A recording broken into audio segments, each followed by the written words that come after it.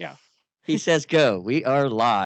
So that's funny. Hello, everyone. I am Chris Gazdick, a mental health and substance abuse therapist. I have that book still out there, Rediscovering Emotions and Becoming Your Best Self. So we welcome you to Through a Therapist's Eyes, the podcast where you get personal insights directly from a therapist in your own home or personal time in your car. So as always, we invite you to see the world through the lens of a therapist, but being aware it's not delivery of therapy services in any way. We ask that you literally, really, we need your help. And you can help us by subscribing to the show on your platform. Most shows have, or most platforms have, a subscription button. It helps us out a lot, honestly. And particularly in Apple, I have learned different than my Spotify. Not mine. I don't know it, Nicole. You'll know who Nicole is in a moment. But in Apple, they have leaving a ranking and a subscription. That really, really, really helps us out tremendously. Also, as you know, in the last few weeks, we've been highlighting how to contact us for questions and comments. 100% of the time answered by me.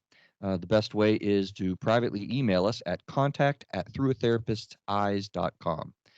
Same title as the show and all the various social media outlets as well. Finally, check out the website throughatherapisteyes.com. Full show transcriptions, all the books and everything that we've talked about. We're getting that all together. This is the human emotional experience, and we will endeavor to figure this thing out together. So we have still going to follow the show, realize that we have guest co-hosts. We have changed our formatting to where we will have a month with a guest co-host. We just ended up with Adam Cloninger. I think that worked out awesomely. And next week we will start with a guy named Matthew Hanks, and we're really looking forward to that. Bringing new energy to the show. It's been pretty neat, real fun to get different personalities and their energy with us. So that no, and there's one other thing. We are also very much on the verge of doing the Facebook Live component. So we're growing. We're doing different things. It's kind of been exciting, neat, and fun. Um, Y'all can get used to like Thursdays at 5:30 when we're recording live. We're gonna hopefully be able to pop a camera somewhere here in the office and let you watch along live with us. You can see my readers. Ugh, yeah, we got readers, Cole. I tell you. Anyway, um, the Facebook Lives will be a routine that you could check us out, after work or whatnot, as we're recording, and then from the Facebook Live, we'll have it posted on the various platforms that we do. So let's fire it up. We have a guest with us. Her name is Nicole Berschback. Welcome to Through a Therapist's Eyes, ma'am. How are you? I'm great. Thanks so much for having me. It's Yeah, exciting. this should be cool. I think that we've got a neat two-part deal that we're kind of going to do. Today is going to be what we talk about. What did I title this anyway? A healthy family environment in parenting with Nicole Berschback. Sound cool? Yeah. It's an undertaking setting It up that is. environment. So I'm excited to have a chance to talk about it. It's funny, Nicole. I start these shows, man, and I'm kind of like, dude, I have so much to fit in. I don't know how we're gonna get to it all, but we're gonna do our best. And then we're gonna follow that up though with you have a podcast called Total, Yes. right? Is it called Yes, Total on total Potential? yeah, on our Total Potential podcast, I can't wait because we're gonna tap into some of your expertise on the marriage side, which is, you know, another big part of the work. So it's gonna be awesome. Definitely part of the family environment, right? Yes. For sure. So that's going to be kind of fun, and I think we're recording that Monday, so that should be up live. We'll have the links, and we'll get to that and how to find total potential in your show. So you are an unbeatable mind coach, a registered dietitian, which I think is wicked cool. I hope that we can get to some of the dietitian stuff. I know it's a whole nother show, but I definitely don't get to talk to a lot of people, about how the dietary factors, factor into mental health. Yeah. It's something that isn't talked about in my field like at all, and I consider myself ignorant to a certain extent with that, honestly. So Yeah, it's an interesting dynamic, the play between the two, absolutely. yeah, hopefully we can pull that in a little bit. So you're a registered dietitian and an NYT 200 yoga instructor, a mom of three, and wife of one and only. I love the way you put Yes. that. I thought that was cool. so He's so my one tell and us, done. yeah, one and done, right? Yeah. So tell us about Nicole. What did I miss? Who are you? Where you come from? Where do you hail from? I'm originally from Rochester, Minnesota. I currently live in Wisconsin. Kind of have toured the Midwest over the years and finally set down some roots after traveling for my husband's medical residency and training. So, always been a Midwestern girl. And my brother, who I do Total Potential with, same thing here in the Midwest and raising our families and been wonderful. Yeah, I didn't mention that. So Cole works with her brother Jake, who is a former professional hockey player. Now he probably gets tired of hearing that, right? You know, sometimes maybe, I don't know. He worked so hard for so long to get Yeah. there that I think there's some Right. of it where it's like, okay, maybe that was worth it. Okay. But he still lives in that world. He still coaches high school hockey and his son's hockey team and all that stuff. So it's still a big part of his life. Yeah, I'm a hockey fan, but we don't need to talk about hockey because my brother-in-law's team is winning after his brother-in-law team has won the Super Bowl, and there's the Tom Brady thing, and there's the repeat of the Lightning winning, and I hate hockey right now. Be honest with you, it's terrible. Love you, Eric. I'm happy for you, buddy. But dude, man, nobody should have that much glee. You Right. know, it's too much for a sports fan to handle. But anyway, they work together as siblings on a mission to maximize growth and cultivate wellness in families everywhere. A forthcoming book, The Total Potential, is going to help families thrive in body, mind, spirit, and mostly importantly, in connection with one another. I think that's really a cool endeavor. Yeah, this whole thing started between us as a round and round conversation. We kept having this conversation where we were both seeking developmental opportunities and paths. Like, okay, we checked a lot of the boxes. We got the spouse, we got the kids, we have the house, we have the job. Like, this doesn't feel quite like we were expecting. And so we were both on these paths of really trying to carve out, what the next best steps were. And we kept coming into the same conversation of, okay, well, great. We can meal prep on the weekend, but then my kids don't eat that. And now I'm cooking two meals instead of one. Like, that's not going to happen. It Or got great, real. yeah, I can spend 3 hours in the gym, but okay, wonderful. Now I'm 3 hours more away from my family. So we just kept having this round and round conversation. We're like, there is a way to do this. There has to be a way to do this. Like, we're going to dive in deep and figure it out. Nice. Yeah. Together as siblings. Now, Yeah. and he has a family as well, his own, or Yep, he's married with 2 kids and yeah, his own family. A it is a dog, of rat course, too. race. It is, it can feel like a hamster wheel really quickly, and that's what we don't want it to feel like. We want the days to feel intentional and like they're happening on purpose, so And it's awesome that you point that out. You know what you just triggered my brain to do is eh, the realness of it, right? Like I've kind of maintained, and you go by Cole, right? Not Nicole, yeah, right? yeah, Yeah, I've kind of maintained Cole that like people that don't have kids struggle with the understanding. Like I feel like it's one of the biggest before and after life events that a person has in their life cycle. But right, I mean, absolutely. it's the biggest, almost that you can't identify if you don't. And I know people that don't have kids balk at that, but I do. I kind of stand by that. And prior to getting into this, you're kind of like, oh yes, I'm curious as a dietitian, right? Like we're gonna have vegetables, we're gonna have a well-rounded diet, we're gonna go, and then the kid's like chicken nuggets, mom. That's it. Yeah. That's what I got. Mac and Yeah. cheese, please.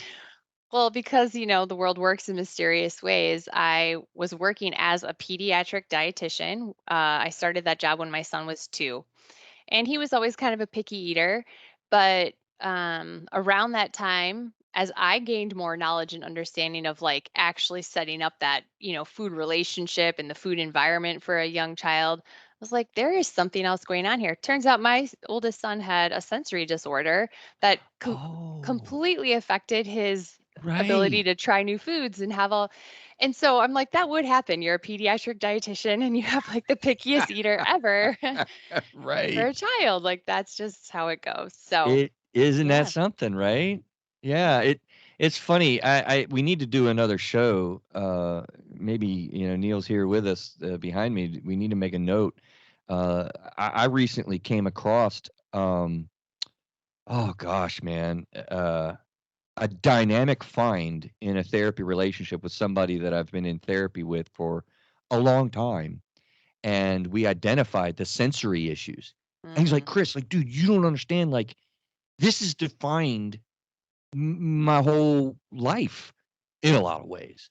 And I myself was kind of like, wow, I had no idea that it could be that profound, and it was. It had him believing all sorts of things about himself that weren't true. So that's a dynamic issue in and of itself, the sensory issues. Yeah. Well, and it to kind of go to like the topic that we're talking about today, it was my first parenting moment where I really had to make a decision that was not what I was supposed to do.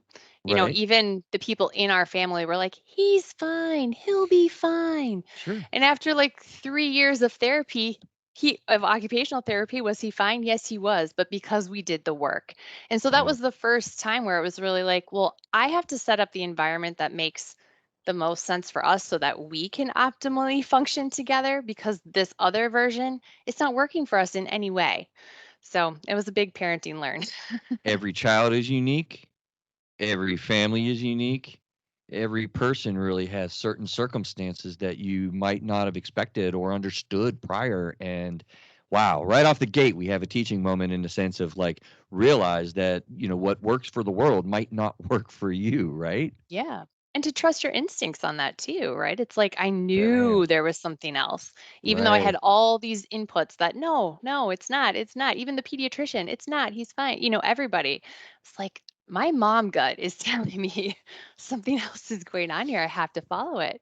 And that's significant because my wife works in the CDSA, the Child Services and Developmentally Delayed Folks. CDSA, what's that stand for? Doesn't matter. She works for kids 0 to age 3, and often they're identifying, you know, profound disabilities and things that parents are struggling to, just as you say, boy, how about that for another right out the gate teaching moment?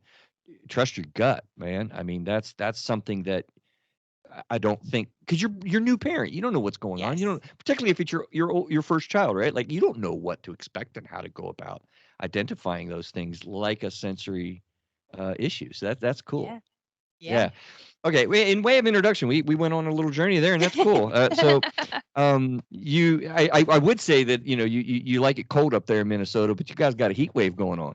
We have had a little bit of a heat wave, but it's Holy kind of cow! pleasant because we're so used to the cold that we're like, yeah, we'll take it. Yeah, but I'm hearing 102 degrees in Seattle, Washington, kind of hot. Like, what is Yeah, up? it hasn't been quite that bad here in Wisconsin, but yeah, our heat wave has it's been a little bit warmer than usual for sure. Right. What do you like to do for fun? I love to do yoga, which is why Yeah. I became a yoga teacher. I love to be outside and in nature. I love to cook. I love to just hang with my family, play board games, like real silly stuff, but that's my jam. So you know what Parcheesi is? I don't. You don't know what Parcheesi is? Oh No. man, it's the world's best. Well, maybe not the best, but it's an awesome board game. Now everyone's gonna Oh, like cool. Google what's Parcheesi. It's Yeah, now I'm gonna have to look it up. I love it. So you have the book release date is actually, is it a solid October the 12th? I think it's gonna be October the 12th, October Yeah. for sure. Okay, you guys like what you hear from Miss Berschback? You need to check out the work, Total Potential.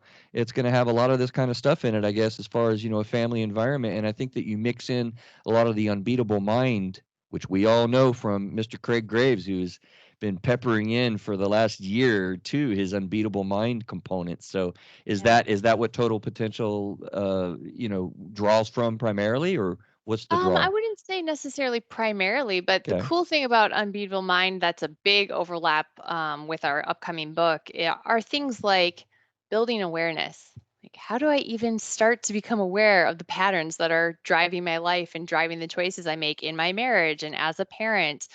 So that I can make choices that I actually intended to make, not just the ones Right. I've been conditioned to make. Using breath work and meditation and some of the practices that build awareness, like those are some overlaps between Unbeatable Mind and our book. Um, a little bit of uniqueness with the book, though, we really wanted to draw on what are the aspects of traditions from around the world that have these little nuggets that completely overlap. And those are like the nuggets of truth and wisdom, right? So things like contentment. How do you build contentment in your family when you're in a pattern where you're trying to Awesome. grow growth? Like you can find contentment in every tradition on the planet, from religions, Eastern traditions, like you name it. but we get segment those things off. And so we've just said, well, what are the commonalities that are useful to us as we create a healthy and, thriving family environment? So there's some of the Unbeatable Mind components present for sure, but some other pulls as well. I like how you build, you're pulling things together. That's totally cool. And I'm totally laughing inside myself because right from the beginning of our platform, like I pulled a few different things that were particular and specific, to start. And episode 1 was founded a little bit on what I call the cornerstone of mental health, self-care. But you know what episode 2 literally was about? Contentment. Yes.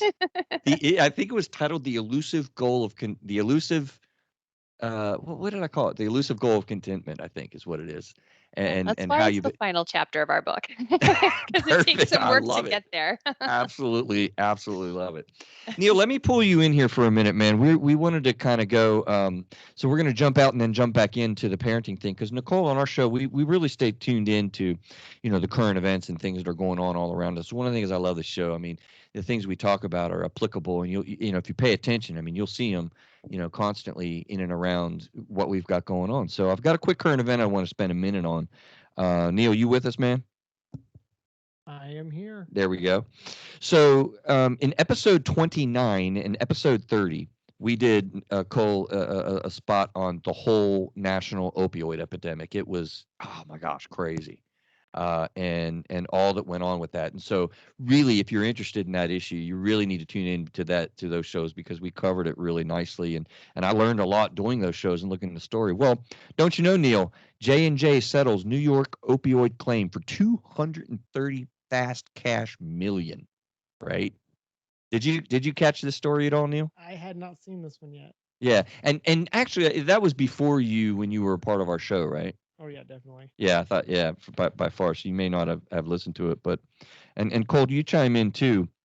But I was kind of amazed at one of the outcomes, and I'm curious what you guys see in this. Of course, everyone knows the opioid epidemic was the phenomena that these drug companies created these pain medications that were purported to be non-addictive, were purported to be basic medications to use for pain management. And it's like, oh, don't worry about this. It's not a big deal. You just prescribe these things. It's like it's like candy. There was a quote that one of the drug company representatives was caught and recorded as saying that, hey, we just keep on producing these things. These people keep on eating them like Doritos. This is great. This is great bottom line for us. I mean, is that not terrible? It's awful. Right? It's awful. And so this settlement, the big highlight that I saw, I'm curious about both of y'all's take, and then we'll move on with some of the parenting. They permanently agreed to end production and manufacturing of opioids. And of course, the agreement did not remove them. Oh, and the agreement removed them from a suit that's about to kick off I think it's in New York, but with a lot of the other drug companies. So stay tuned because the drug companies are being held to task, and their statement included that they did not engage in any wrongdoing. Of course, they're going to make that statement, and however you feel about that, I don't know. But I was kind of amazed, guys, at a drug company making an agreement that they are no longer going to produce, manufacture, or market the use of opioids. Like I just find that like amazing. What says y'all? The first thing that comes to mind is, does that mean people are going to stop calling my husband in the middle of the night because he's an orthopedic surgeon, and so they are at the brunt of a lot of the drug request. But I mean, he makes patients sign agreements for how much opioids. Like, it's a huge problem, a huge problem. So it's really interesting to me. Like, they don't currently have a ton of substitutions for pain management for like post, Right. operations and stuff. Like, how do you just end it? I mean, I can see why they would want it. Is a crisis in this country, but it's an interesting swing to It, a completely different space. isn't it though? J&J is out of the game. So Straight up. interesting. Right. I don't know what that's bringing.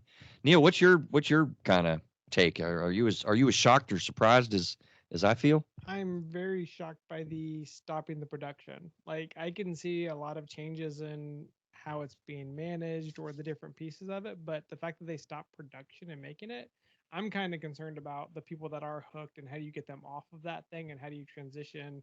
Or like Cole said, what other options are there? It seemed like opioids were like the next step from morphine, which had all of its issues from before. So now the question is what can we do? Wow. Is Right. it an opioid issue with the chemicals, or is it a mental health issue with dealing with the addiction of the effect that the opioids cause? And now does that mean there's going to be more treatment, mental health treatment for that side of it to help wean people off so there's less opioid dependency? I Boy. don't know, but that's the I'm with Cole. What are you going to use in case of these situations where you have that guy who scoped his knee and he's in real excruciating pain and he needs something to help get him through the therapies and get him through the recovery. So It as a is a treat, tough issue for mental health or for substance abuse therapists. Honestly, I mean, I've dealt with it. Chronic pain. We can go down a rabbit hole with that for quite a while. Neil, you bring up an excellent point. I mean, what does this play out for as far as treatment? And I mean, if like all of them just stopped producing it, I mean, I guess you got no more opioids. Boy, you know, now you go to the border and you get a whole lot more fentanyl coming in. We Yeah. already see those issues. I, Yeah. it's crazy. And I don't know that we're going to resolve all that today, but I definitely wanted to bring that up because I think that's big news. I think that's a pretty big current event for our nation, for everyone across our land. So let's get back to what we're talking about with the parenting thing. I feel compelled, to bring up the issue of, and I'm curious, I'm dying, Cole, to see what you take from what I think is the creme de la creme when it comes to the parenting issues that we have and the confusion. As you said, trust your gut. There there's so much inundation. That's a cool word, right? Yeah. Inundation of information, and this is what you should do and that's what you should do, and all the other, you know opinionated, parent shaming realities that come across. I have found something called love and logic. And Hmm. it's whenever I talk about parenting, I'm pretty much going to mention it and drive my audience crazy because I feel that strongly that it is that great of an approach in dealing with kids. You ever hear of it? Yes. Oh, yeah. Ah, Absolutely. tell me what you know about it. One of my favorite ideas is just the natural consequences. Like Right. in life, things have consequences, no matter if you're 2 or 55. Like that's part of it. I think there's an element that resource provides around creating an environment for patience because it Right. does give you so many, tools and just very like clear steps of actions to take that really empower a person as a parent. Um, which, when you feel like you know what to do, that is a helpful way to keep calm and patient and, other things that really benefit the environment for our kids. Is there such thing as a patient parent? I'm feeling convicted. I'm feeling the world is looking at me. We used to laugh. My brother used to always say, like, you are like a duck. He's like, you're so cool on the outside. And just like the way you then share what's going on, I just know you're. Right. Yeah. Right. It is such a challenge, and that's one of the things that you do. I mean, you feel convicted and bad. Like I don't feel like a patient parent, but it is. Real quick, we've done a whole show on Love and Logic before. Craig struggled with the first sentence, but here's the main progression, just to wet your whistle and get you to thinking, and go check out the show that we did. Spent a lot of time going through this, what I feel as part of the trifecta in mental health. The three cool things that I've come across. One is EFT for marriage. And we'll talk about that on your Yeah. show, I think. Yeah. Right. The second is Dave Ramsey's Financial Peace. I think that is absolutely the bomb, actually, for couples and working together with finances and financial realities. And the third is Love and Logic with parenting. These three philosophies that are whole wraparound views about how to deal with those issues are the bomb. So here it is. Love and Logic kind of goes, kiddo, you could do anything that you want to do, right? As long as you don't cause a problem for somebody else, right? Uh-oh. If you cause a problem for somebody else, you better fix that problem. And of course, the parent job kicks in. Little Johnny, I see that you haven't fixed that problem. Kid's probably going to be like, well, that's not a problem, Dad. That's no problem. Yeah, it's a problem. But don't worry about it. No problem there. we'll come through and we'll take care of that problem. And then you come around in on the back end, and that's when your high structure environment gets created where you're empowered and you're teaching life lessons through natural consequences in a lot of ways, where you hold the kid responsible so that the kid picks up the candy wrappers because he's causing the problem even though he doesn't see it. And that's where we get the challenge of creating all kinds of creative things on the back end to create that structure, and that's where people tend to struggle the most. So that's the basic underpinnings of love and logic. Does that sound familiar? Yeah, absolutely. And it's so interesting because, as you said, the opportunity for the teachable moments.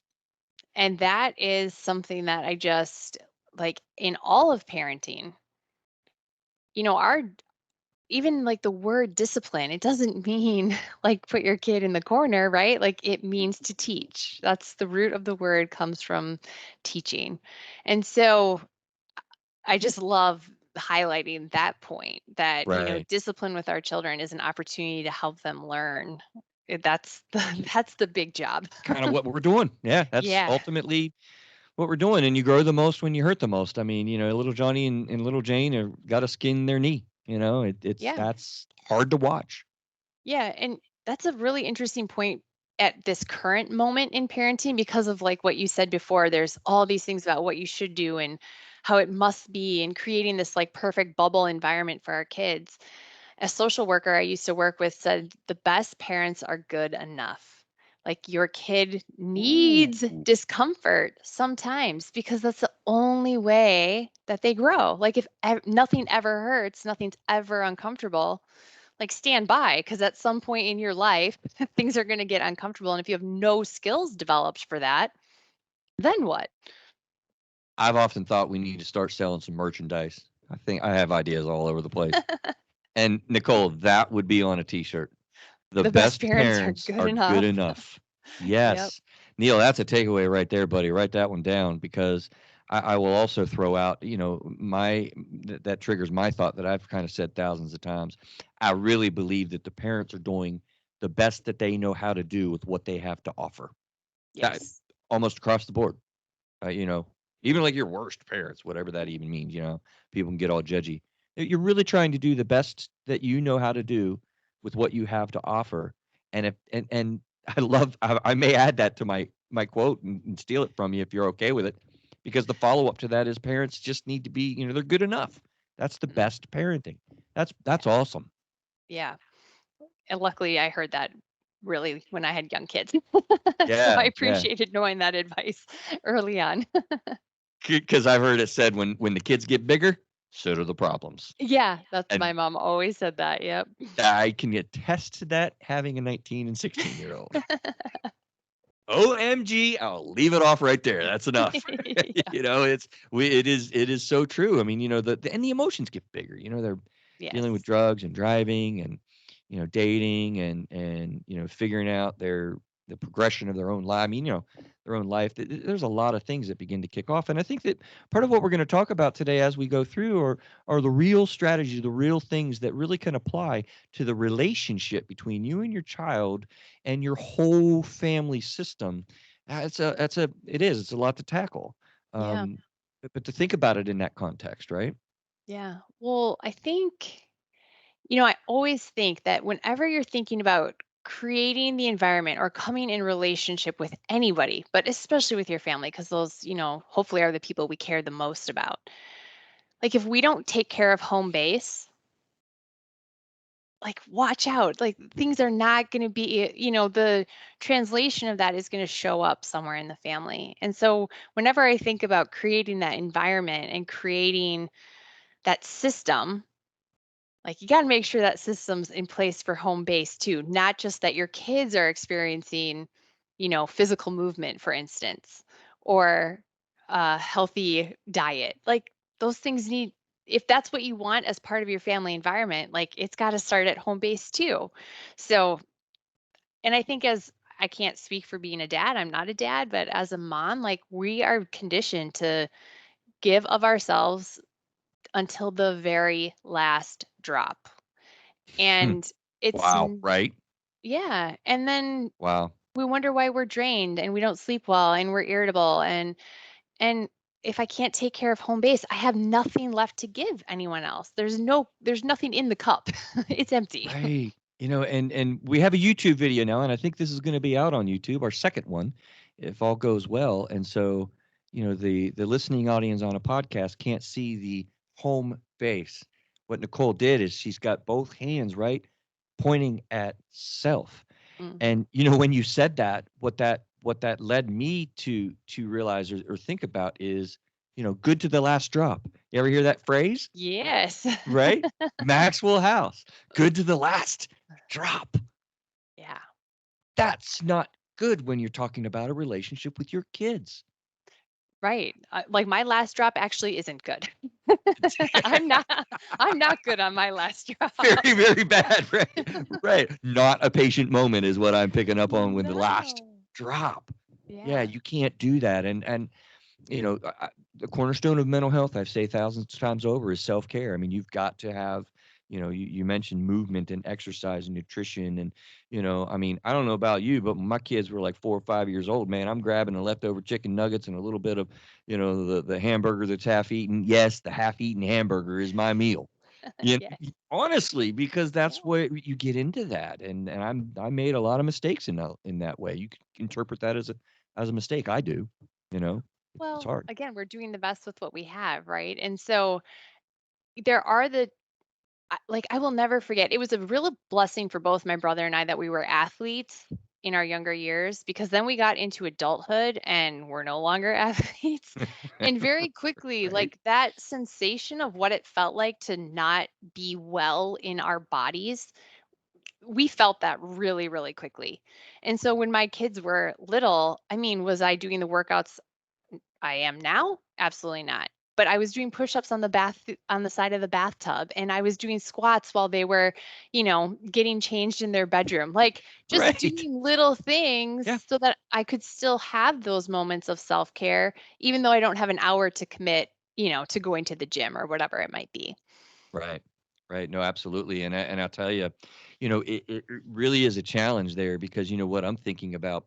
I have a couple of friends that have a situation where, you start approaching midlife and you have the oopsie, and here Mm. comes the third kid, or you're having your first kid. Like people are waiting a long time to have children now. They're like 35, 34 years old before they have their first child. And there's a lot of advantages to that.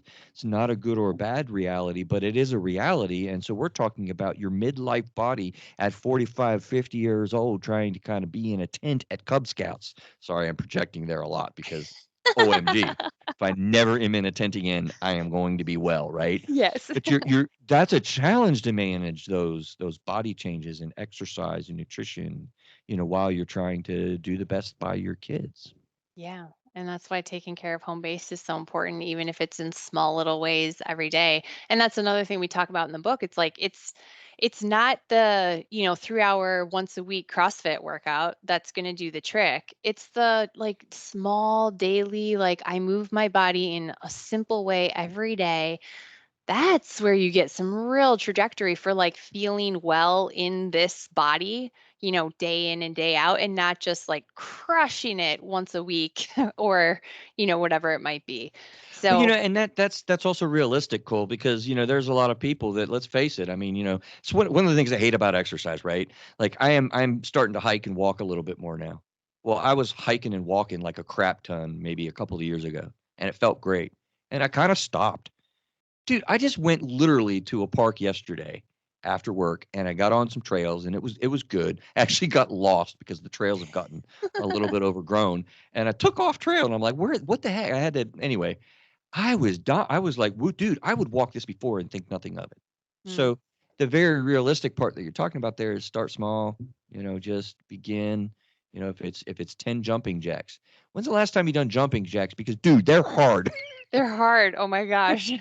They're not really made for like postpartum life so much, but yeah, they're interesting. The women out there are loving you right now. You're right there. What is that? Jumping jacks are not made for postpartum. I think Yeah. that's awesome. That can be So, t-shirt number 2. t-shirt number two, absolutely. So, I wanted to mention the word codependency in this conversation. So let's do a little quick little segment on codependency. It's actually a full chapter in my book on becoming your best self, right? Because on the surface, it's a concept, and I don't want to spend a whole lot of time here, but it's a concept that was born in the substance abuse field. It was a codependent wife or husband to a spouse who has addiction. Mm. And the basic premise with the clinical kind of issue, though it's not a diagnosis, I see it as a clinical issue. You kind of become what the other person is. So if the other person is well, then you're well. If the other person's not well, then you're not well. So your behavior, your energy is derived at making sure the other person is well so that you'll be well. Mm. That's the fundamental nature of codependency. And so I maintain that what I've learned and seen over the many years of doing therapy with people, that parenting on a fundamental level has elements, if not full blown codependency on the child. And that's dangerous. You ever hear codependency? What says you? Yes. Well, the thing that's coming to mind is, in early years, there's not that differentiation between parent and self for the child, right? Like they only know the connection of their caregiver. And so that's the first thing that comes to mind. It's like the behaviors, the temperament, the language, like all of those things that are present in the environment. Like there's like almost like a direct transmission to the child, right? And that becomes their subconscious programming that they then have until they're old enough or have something happen where they need to finally pay attention to their Wow. subconscious programming. So N- that's the first thing that comes to mind. Like we're modeling every single thing that at some point is possible to see again in our children. Neil, who knew that this guest had deep psychological understanding that a doctor in psychology would be talking about? Man, that rocks right there, Cole. I got to give you props. Well done. Thanks. We may need to replay that back a few times because I think you nailed it. I mean, there's a lot going on in that parent-child connection, and that I hear you talking about relationship a lot. Yeah. Let me go off script and ask you, when we're talking about, a healthy family environment and parenting, how much does that revolve around the different relationships that are forged, that are created in social work, which is my underpinning of training and whatnot. We talk about systems theory, Mm. which has to do with the individual person as a system, inside the immediate family as a system, inside of the cultural extended family, and then the community and the country and the world, like systems and how they all interact with each other. There's a lot. I hear you talking about relationship a lot. Yeah, absolutely. And I think relationship starts with yourself, right? Like, are you connected to yourself? Do you understand yourself? Do you do you have a deep connection like internally to what your body tells you, what your thoughts are? Like that relationship, that's a whole lifetime of work right there. And then I think of, okay, so then that self, wherever that self currently is, goes into relationship into the marriage, and that person brings their own, set of dynamics. And I really like marriage and family to me. The reason it's such a really profound area to commit to this growth work is because of the dynamics of these relationships, because they're always changing and new things are showing Right? up all of the time. Right. And so those relationships are not only individual, like you're saying, like me and my one son have a very different relationship than me and my other son, even though we can all laugh at the same jokes and, things Right. like that.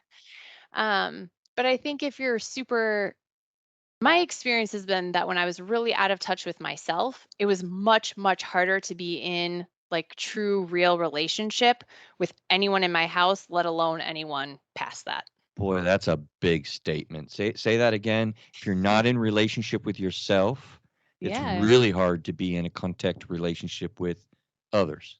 Yeah, absolutely. Because it's not that the relationship is not true, right? It's Yeah. it's almost like you're living a script when you're not super connected to your own being. it's like the things you say to people, it's like not even your words. The way you respond to them, it's not even your response. It's not your behavior. It's just like the thing you're supposed to be doing. Speak So, it. yeah. And Yes. we're operating out of our subconscious programming like 90% of the time. So, like, it takes some real thought and work to, oh, wow, I actually do that. And now I'm conscious of it. And now I can make a choice around it. So, I'm not trying to say that, somebody who feels out of touch with themselves is somehow in the wrong. Like, we're No, made it's that way. exactly, and I don't want the audience, I don't want everyone listening to think like, wow, this is overwhelming. You mean I had to like know my inner self and whatever? No, you have to try and begin building that relationship with yourself so that your relationship with your parents or your kids can foster and grow because it is. I love what you say. It's always changing, and I think there's another big statement that you just made. 90% of the time, I think that's an arbitrary number, but it might not be too far off of the truth. Yeah. Yeah. 90% of the time we're working from our subconscious self. In the programming and the sometimes that's not such a great script. Yeah. And even when the script is decent, it's still not yours. Right. That's the thing my brother and I have really noticed so often is we were raised by like wonderful, loving parents, but we are not them, Right. right? Like so the ways that And and they and he's worked, not you. right. And so even coming closer to understanding like, oh, that's really interesting. My mom loved us in that very particular way and it was her way of loving, but that doesn't actually feel like how I feel when I want to be loving. So, just having the awareness of what's actually true to me as a person, even if your script was awesome, like that's still Yeah, work. Yeah. absolutely. And I like the genuineness that you're showing, and I will follow you in that and say, it is really hard to know thine self, as Mm. they say, right? Because you are always changing. And I don't know about you, but I'm a therapist, right? Like I do this for a living. Do you think I'm aware of my feelings and emotions like all the time? Come on. I'm just trying to get through the day so I could see the Pittsburgh Penguins play another game. Right? I'm not evaluating and if you're not staying on top of that, then you kind of you lose it easily. It's like exercise. Isn't it? It's a maintaining of these things to have a healthy environment. Yeah. Yeah. So okay, let's go through some quick hitters with some things that you were bringing to the table, and then we'll do some quick hitters with some interesting questions that I was bringing to the table. Um, Bust the myth that good parents sacrifice themselves for their children. Yeah, actually, I think we talked about that. Good Yeah. parents take care of themselves in mind, body, spirit, and doing so, their children, teaching them, how do they do the same? I think that's the good to the last drop Yes. comments, right? Yeah. Which I'm never going to forget. We are trained because, dad, by the way, dads are taught that too, right? Yeah. We will work ourselves to the bone. We are taught from a very early age in a similar way that you got to put your nose to the grindstone and work your knuckles in. And Yeah. it's you got, you do that repetitively, you got nothing left. Right. Right. So we kind of covered that one. We are modeling behavior that will inevitably be repeated in our children. I think is absolutely a quote from you that is just true. But that we have the opportunity to choose practices, mindsets, and connections that grow the whole family. How does your coaching kind of, attune to that? Yeah, in a lot of ways, because I think it's really easy to set purposeful and meaningful goals around what you want your relationships and your family life to be like. And so coaching is something that's a cool place to address that. Other mindset pieces come to mind, like creating a mindset of positivity, right? Like what's the language like in your house? I'm That's an hearing Craig right here with Feed the Courage Wolf, Yeah, right? it's true though. And I will say, especially in parenting, we want so desperately from like the center of our being to be good parents. And I think it's really easy to operate out of fear in that because you just don't want to mess up. Like you love these people so much. I do not want to do wrong by you, just, for anything. And so I think it's even harder, I think, to be a really courageous parent Yeah. and what that looks like. Even harder than it is to be courageous maybe at work or during a workout or other areas where there's less at stake. Right. Yeah. Yeah, good stuff. I was just thinking how I was going to address this next little piece, and this is totally unfair to do to you. But Cole, you seem friendly. You seem like you're not going to get mad at me, so I'm going to take a shot at it. Okay. You ready for this? I think. It's like an impossible question to incorporate into this whole conversation. But we talked about the physical movement and taking care of yourself, and so we get to the dietary question. I mean, I realize we could do a whole show on this, but using your dietary training and the realities that we hear with all this, again, I'm going to use the word inundation of material, of information, and judgment about nutrition.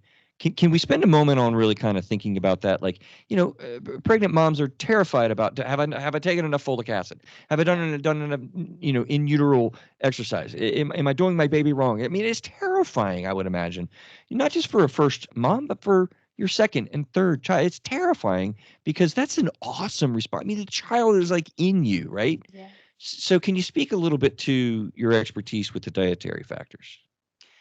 Yeah. For me, with the realm of diet, the biggest factor ends up being like, what is our relationship to food and what is our food environment? So when I'm thinking about with my kids, even more so, the food environment, like, is it a happy time to come sit down at dinner together? Or Oh, is it wow. like a storm, right? Like, Wow. that would suck to come sit at dinner in a storm every night or with somebody who's got a terrible attitude or whatever. Right. Are the kids invited into the kitchen? Are they invited to help prepare food or go grocery shopping or decide what's going to be part of like a family tradition meal or a big celebration? There's a lot of ways to create a ton of positivity around food, especially with the kids, where it's not about, did you eat your vegetables? Did you, no cookies Love after it. dinner? Love it. Yeah. Yeah. Because those nuances, honestly, like, we're all working on those over the course of our life. Like, what I eat now as a about to be 40-year-old is very different than when I ate as a 25-year-old, even though as I was a dietitian at both points, right? Like, my body's Right. changing, my body responds differently to certain things. Like, the nuances of the individual foods, it's super cool, it's fascinating. But as far as like setting our kids up for success, like that food environment is just, it's a moneymaker for sure. Yeah, a moneymaker. It's funny because if I like to sort of just through a therapist's eyes, the concept of the show, right? When I'm talking about weight loss or body image, um, therapy issues that kind of come up around this, and my own travels and journeys, you just surprised me for the second time. And what I mean by that is when we talked about this off mic, you'd think I would have anticipated that, but you just surprised me again. Because where even when I was asking that question, what my mind goes to is what everyone talks about. Do you take your multivitamins? Do you have your food groups addressed? Do you have enough vegetables? Stop eating the snacks. Deal with, your calorie counting. And oh God, it's terrifying. It's overwhelming, and It's so it's just mu overwhelming. it's just yeah, it's awful Yeah. what we do to ourselves. And what you're talking about, instead of all that crap, just look at your relationship Yeah. with food, your relationship with yourself, the opportunities that are there for family activities. You know, I I tell you, what just popped in my mind. One of the best in-home family therapy activities that I created when I was in home with a difficult child and a single mom and the younger brother was there. I brought pizza, the different ingredients, and I learned this actually from somebody, and I did it because he was brilliant with that. And we chopped up the onions and chopped up the green peppers, and everybody got to decide what's on their little individual pizza. And we put the cheese on there, and it was made together, and then we ate it together, and it was amazing therapeutic intervention. Yeah. And that's available to us every day, Right. Like, I mean, not every day. I know family life is also busy life, but like, that's very available. And even if it's just a snack or something small or breakfast on Sunday morning, like, there's so many opportunities to like show love in that way and have meals and together time be an expression of like the goodness rather than, the place where we pick people apart or why didn't you do this? Why do you do that? Because then, so as I think about that young age food environment, think of the lessons we carry forward from that. Like if we got rewarded with food, guess what you're going to do as an adult? You're going to reward yourself with food, and the rewards then are in your Absolutely. control. So it's like there's so many little lessons that are learned as children in a really positive, nurturing food environment that help with that long-term health perspective as we grow. And I just want to comment, right? Like this can be overwhelming. You're doing the best that you can do with what you have to offer. And all we're talking about is just add a little piece. Yeah, And the if nuances. all it is let's change the idea that we reward ourselves with an extra snack or something. Let's kind of reimagine that, because I literally just did that yesterday, Nicole. Cole, I did this yesterday. Oh Okay. my gosh, to this day when I get stressed, the first thought is like, "Where's the chocolate?" And then like, "My mom, hello, she's right here with me. She loved her chocolate. That's how we managed stress when we were little." Like, Yeah, yeah. yeah, what's It's in plan there, isn't B? it? It's Yeah, baked in there. Forgive it the is. pun, but it's Yeah. baked into the way that we operate and the relationship with ourselves. So it's just becoming aware of these things. That's all. Yes. Becoming aware of it, decide if you want to keep it, decide if you want to change it, or lose it. I say that to clients all the time, particularly in marriage, right? Like, what are the patterns? Do you want to keep them? Fine. Yeah. Do you want to just Just tweak having the them? choice. Right, you're empowered, right? How about that for a word? You're Yeah. empowered. Okay, let's journey through a few years, right? Let me pop you with a question. How do you handle such dramatic things that teens do, right? We said when the kids get bigger, the problems get bigger. So Yeah. we're talking about like legal issues, stealing things. That's sometimes a kid issue too, a little guy. Running away, substance abuse. How do we handle those heavy hitters? Says Cole. I'm not sure I'm an expert on this, but what I do know is that the more open the communication is, and the more honest and open the lines of communication are, and the more regularly they're available, the better, regardless of the circumstance. The other thing I think that I'm noticing, so my oldest is 14. And so we're just on the cusp of, life with teens, right? Buckle up, Cole. Buckle up. But little things I'm noticing that just the fact that he knows that I'm honest and I care about him and I'm available to him sets up a relationship of trust between us, that he knows whatever he comes to me with, like it's all going to be okay. We'll figure it out regardless of what it is. The other thing is that I think as kids get bigger, I notice that distance of like the physical distance and the communication distance. And it's like the closer we can bridge that gap. I mean, I'm dreading the day where he doesn't want to hug me before he goes to school every day. Right, But if he doesn't want to hug me, guess what? He's getting a high five, he's getting a pat on the back, he's right, getting something, right, because we can't right. lose that It's touch. got to be there, but it changes. Yes. Yeah, Yeah. I'm impressed with that, Cole, because that's one of the things that I really picked up on. That I think when I went to that Love and Logic, and my older was getting into my older was probably where your oldest is now, and that was one of the bites that bought in to my head and burrowed its way in, and I'm glad, because it's still tough though. But Mhm. teenagers do not want physical touch; they rebuke it. I mean, it's a joke now in my family. I'll go to my 19-year-old buddy, you need a hug or whatever. Don't you know my 16-year-old let me hug him the other day. I was so happy. I was like, oh my god, that's Yes. amazing. But Yes. but what happens is they're testing, and there's a love relationship there. And when you stop touching and stop doing that, they don't realize it, but they're interpreting, oh, you don't love me anymore. Yeah. You used to cuddle with me, you used to whatever, and I know I don't want, I push away, but there's a lot there. I just wanted to highlight that. And the Yeah. Love and Logic people talk a lot about relationship as well, and that touching is very. I mean, human touch is amazing, powerfully, isn't it? Yeah, absolutely.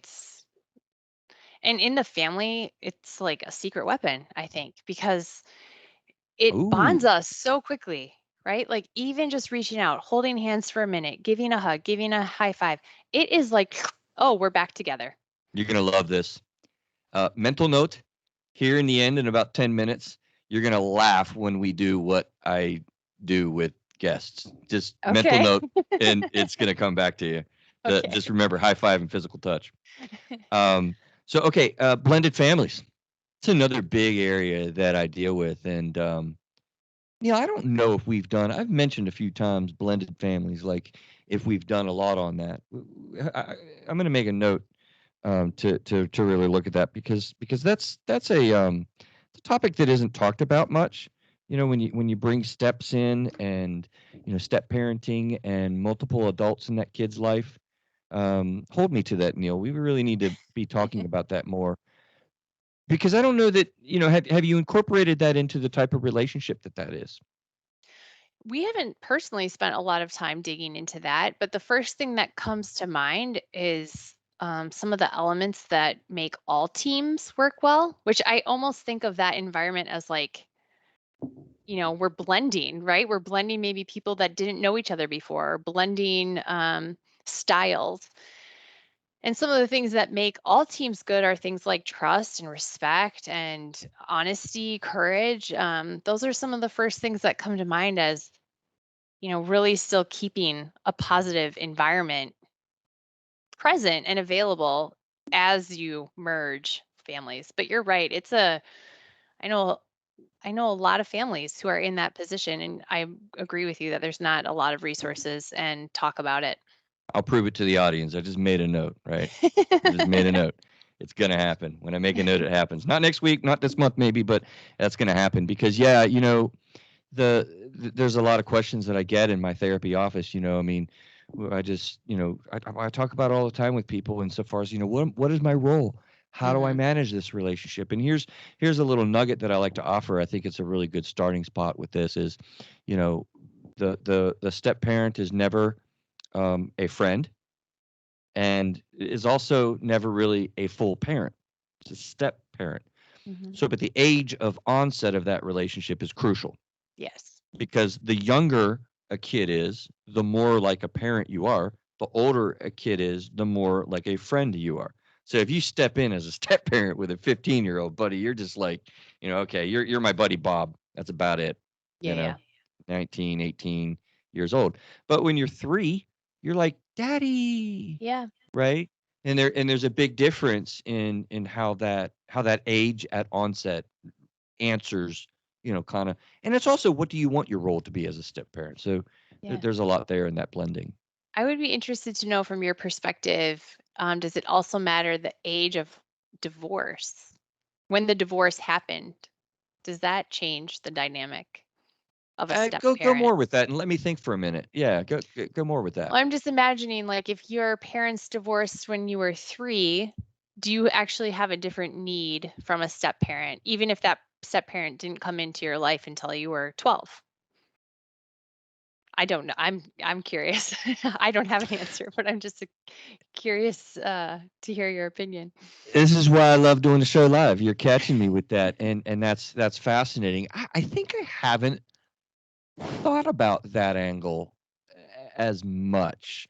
So you're saying, does it matter, or what are the factors of the child experiencing divorce at a particular developmental state or time as it relates to, like, the kid might get through his family's divorce at age 3 versus age 14, and the step parent comes in at age 15.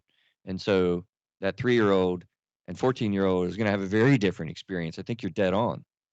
And like when my parents got divorced, I was like 10 or 11, and that was a tough time for me because it was the onset of all the teenage years. And I Mm, mean, everything it was like thrown up in the air and stuff fell wherever the hell it fell. mm, It was quite chaotic in my experience, and it was a little different for my brother who's 3 years older. So there's a lot there, Cole. I think that, you know, the step parent from their perspective, they can't really do much about that anyway. The parent in bringing in the step parent probably has some considerations there that would take some thought and intervention. But honestly, I think particularly from the step parent, the kid's 15. So whether it was divorced at age yeah. 3 or 14, the step parent's got the same kind of thing going on. So from them, that's an easy answer for them. But the parent is what you made me start thinking about.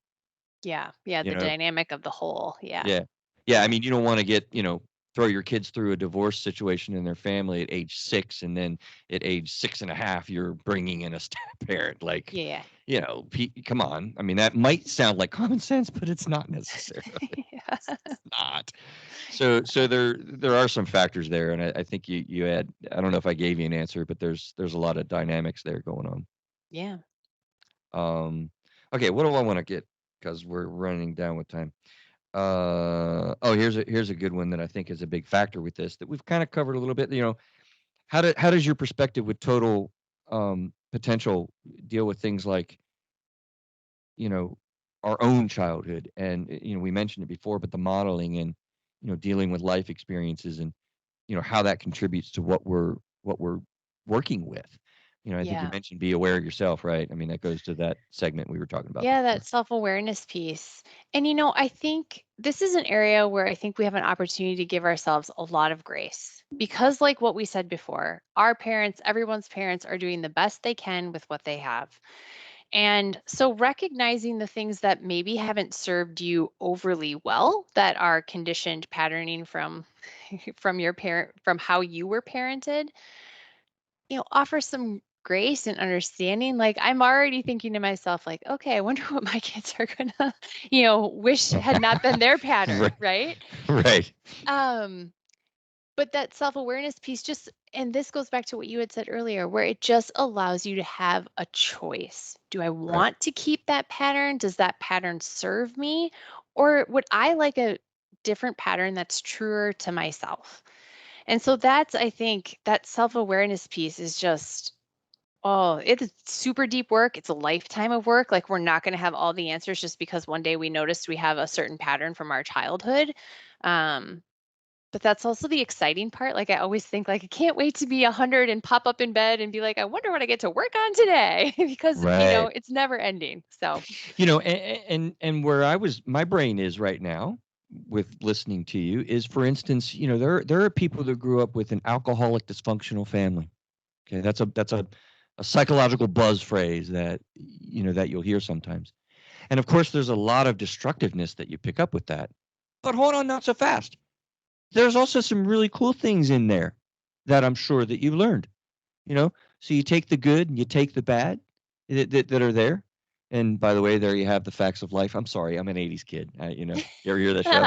yes, I love that show. Take the good, and take the bad, and there you have. Yeah. But it's true because even in these really terrible situations, you're learning a lot and you're going to evaluate a lot. And in that self-awareness reality, you get to keep some of that stuff Yes. because it works for you. And just for instance, like the street smartness of it, like we're going to have a reality approach in dealing with our kids. Because I learned real fast in my life as an adult child of an alcoholic that you better be real and real looking at real life and not living in a handsy pansy fake world.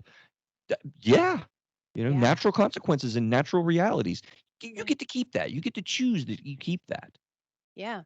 Well, and that's like we talked earlier a little bit about discomfort, right? And our kids are now like immune, like have no discomfort in their lives. And not that we Right. want traumatic discomfort as like an opt-in, right? Right.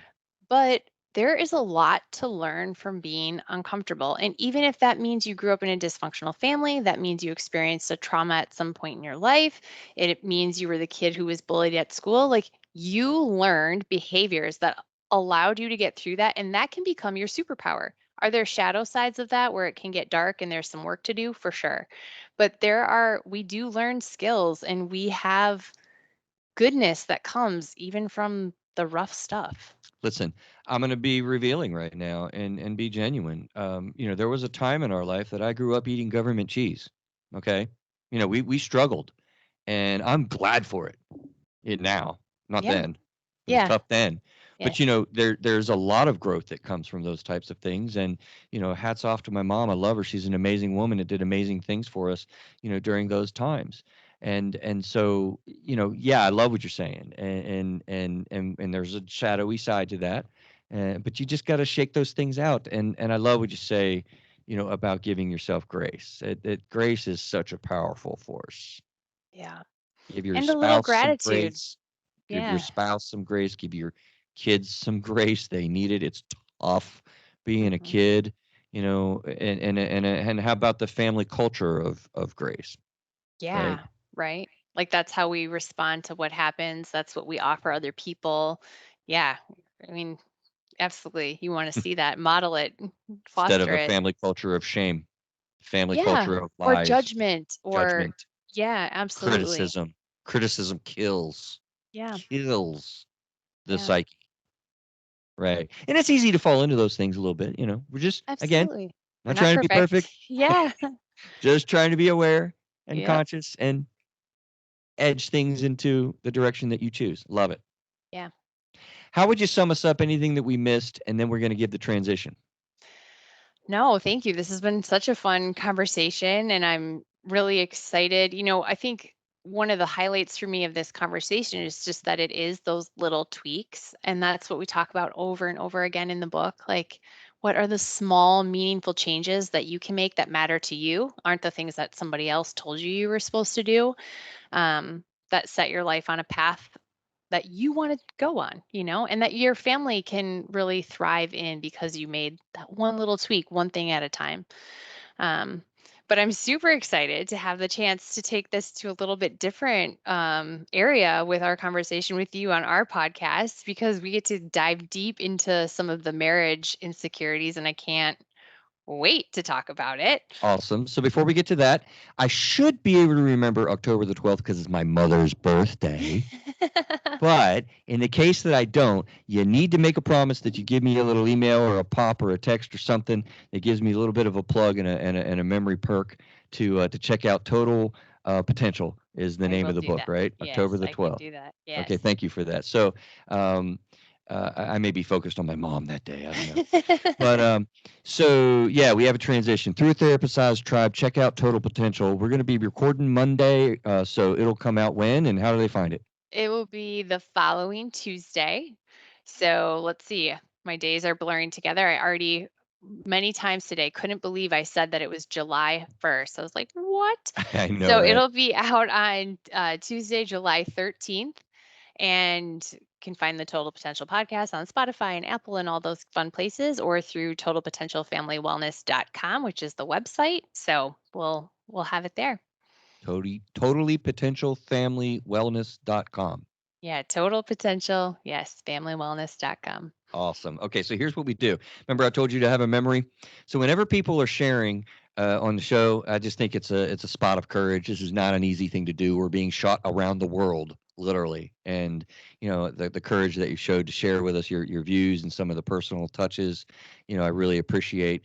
And so to signify that, I like to do a high five. Now you're not here, so in a moment I'm going to count 3, 2, 1, and then we'll give a clap that Okay. signifies a high five. You down I with can that? handle that. Yes. Okay. So we got 3, 2, 1. All right. High I love it. I five. really appreciate you hanging out with us, and we will see you in my world on Monday. Yeah, a And couple days. the guys and gals here will find you on Total Potential is the podcast. So guys, have a great week. I'm gonna get busy with Cole on that marriage topic on their show. So take care and have a great 4th of July. Though you may not hear this until after. I hope you had a great 4th of July. Take care, everybody.